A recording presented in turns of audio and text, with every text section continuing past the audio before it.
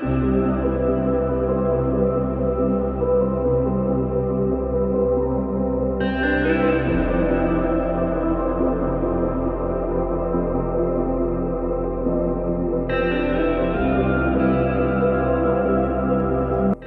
bà con cô bác anh chị và các bạn. Thì hôm nay em sẽ cập nhật giá mít ngày 11 tháng 12 năm 2020 để bà con cô bác anh chị và các bạn tham khảo nha. Thì nói chung mấy ngày nay thì giá mít nó cũng không có thay đổi gì nhiều.